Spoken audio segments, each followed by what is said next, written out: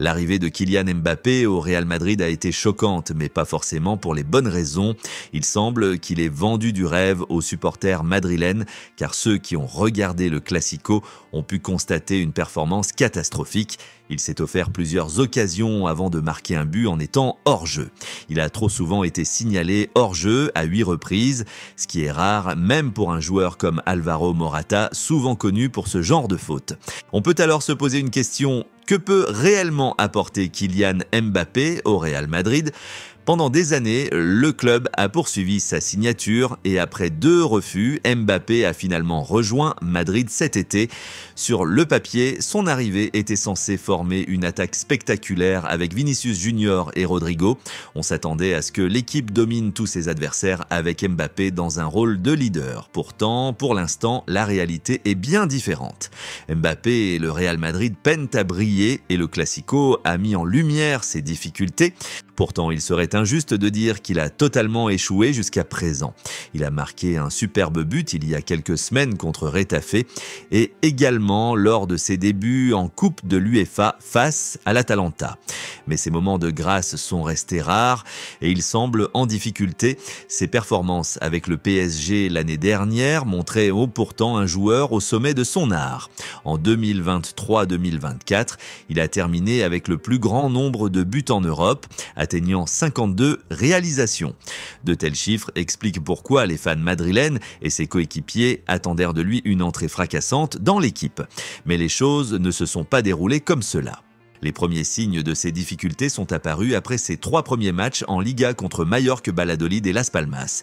Sur ces 3 rencontres, le Real a marqué 5 buts mais n'a remporté qu'une seule victoire sans que Mbappé n'apporte quelque chose. Ce qui inquiète, c'est que ces équipes étaient de moindre calibre et Mbappé était censé marquer face à elles, mais il n'y est pas parvenu. Dans les 4 matchs suivants, il a marqué 5 buts, mais 3 de ces buts étaient des pénaltys, ce qui montre une certaine difficulté à marquer dans le jeu. Alors pourquoi Mbappé rencontre-t-il autant de difficultés au Real Madrid ? Pour commencer, il semble que le style de jeu de l'équipe ne lui corresponde pas vraiment. Carlo Ancelotti a peut-être révélé un des problèmes sans le vouloir. Le Real Madrid a tellement focalisé son attention sur la signature de Mbappé qu'ils n'ont pas forcément réfléchi à la manière dont il s'intégrerait au système de jeu. Mbappé s'est révélé au monde en jouant à gauche, mais cette position est déjà occupée par Vinicius Junior en grande forme depuis plusieurs saisons. L'entraîneur tente donc de placer Mbappé dans un rôle auquel il n'est pas vraiment habitué. Mbappé est-il un avant-centre typique ? Pas vraiment, il peine à synchroniser ses courses, se faisant prendre hors jeu 8 fois lors du Classico. Des joueurs comme Erling Haaland ou Victor Osimhen, eux, maîtrisent parfaitement l'art de battre le dernier défenseur.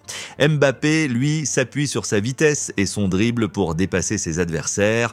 Un style différent de celui auquel le Real Madrid était habitué avec Karim Benzema, qui jouait en tant que numéro 9 et savait garder le ballon pour impliquer ses coéquipiers.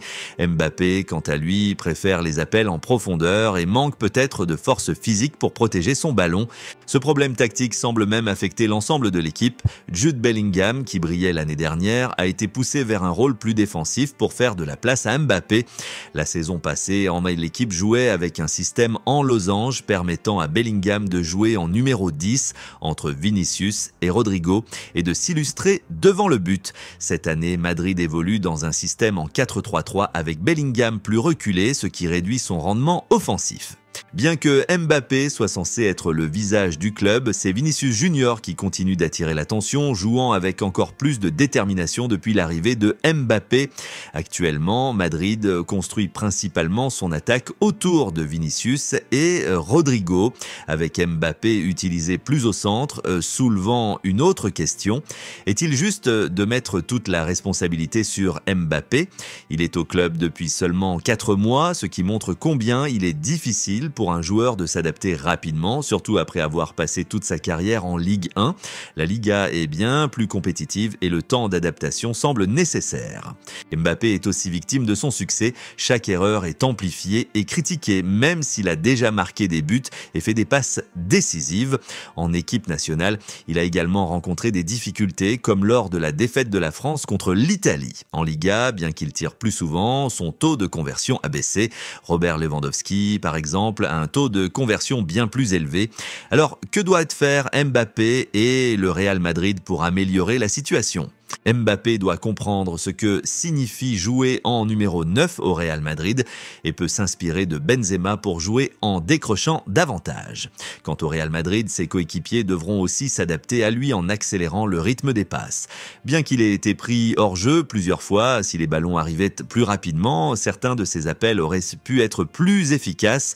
Le temps dira si ce passage au Real Madrid sera un succès, mais pour retrouver son niveau du PSG, Mbappé doit se rappeler qu'il est dans une ligue plus exigeante et qu'il doit élever son jeu en conséquence.